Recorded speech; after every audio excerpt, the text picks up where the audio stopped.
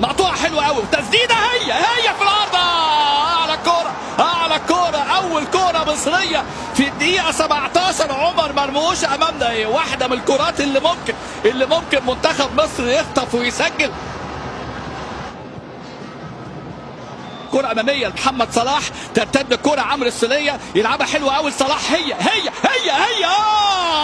صلاح. يا محمد يا صلاح، بص المساحات وشوف الأداء المصري أمامنا أهو. محمد صلاح استلم حلو قوي، اوجد لنفسه المساحه، يلعبها حلوه قوي. مصطفى ضيقها مصطفى محمد، ولكن الحارس الاداء المصري مميز جدا حتى الان.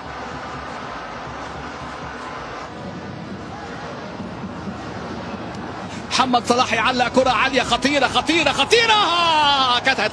كانت هتخدع حارس المرمى. محمد صلاح امامنا هنا فرحه مصر. تصل الكرة على طول الى اللاعب جون ميشيل سيري. خطيره كرات سيرجيو ريه الى بيبي في منتهى الخطوره والتصدي الرائع. كرة خطرة جدا امامنا هنا. التمركز الدفاعي ما كانش صحيح، الرقابة ما كانتش موجودة، التغطية العكسية ما كانتش موجودة.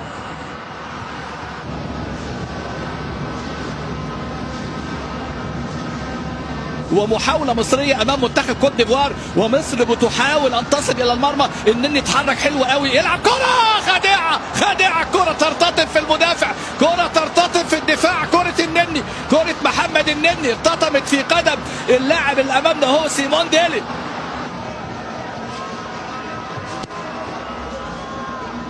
ادي الكرة الرأسية الخطيرة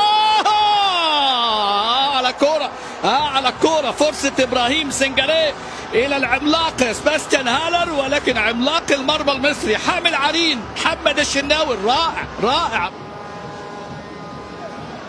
خلي بالك من زها والشناوي بيدور عليها، ولكن المرة دي يلاقيها محمد عبد المنعم والهجمة السريعة. يا ولد السولية يعملها حلوة قوي لزيزو، يظبط بقى العرضية، يلف كرة حلوة قوي حجازي الرأسية. محمد شريف امامنا كرة حلوة قوي.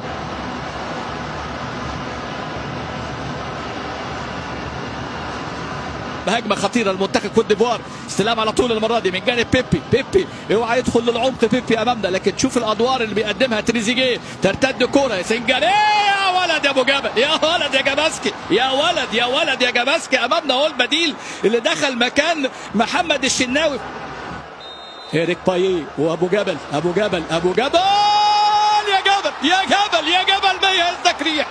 جبل ما يهزك ريح يا جبل. محمد صلاح ليفربول ومواجهة مع بدر سنجاري، وهنا في هذه الضربة صلاح خلصها. صلاح من هنا كانت البداية، ضربة كانت من معلم. خلي كوت ديفوار تسلم.